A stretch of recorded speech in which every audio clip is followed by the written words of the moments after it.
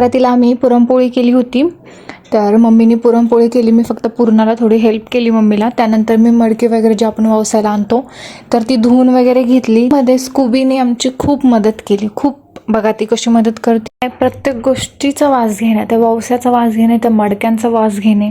तिला देखील टिक्का लावला एक, ती बघा ती किती क्यूट दिसते ते मस्त. त्यानंतर मी सर्व मडक्यांमध्ये ववसा भरला, जे की माझ्या सासरकडून दिला होता आईंनी. तर तो मी सर्व मडक्यांमध्ये भरला व त्याची त्यातल्या ज्या गव्हाच्या ओंब्या असतात त्या ती काढते ते आणि खेळायला घेते ते. तर आम्ही दोघी नंतर 3चा टायमिंग होता, त्यानंतर आम्ही रेडी वगैरे झालो आणि मंदिरात गेलो दोघीजणी. त्यानंतर दर्शन वगैरे झालं, आम्ही गणपतीच्या मंदिरात गेलो, त्यानंतर स्वामींच्या मंदिरात गेलो, कारण की इथं कुठं जवळ विठ्ठल रुक्मिणीचं मंदिर नाही आहे, तो आम्ही तिथंच जातो दरवेळेस. त्यांना हळदी कुंकू लावून ववसा वगैरे दिला. तर ते सर्व झाल्यानंतर आम्ही घरी आलो. तर मागच्या वर्षी माझं पहिली मकर संक्रांत होती, हीच दुसरी मकर संक्रांत आहे.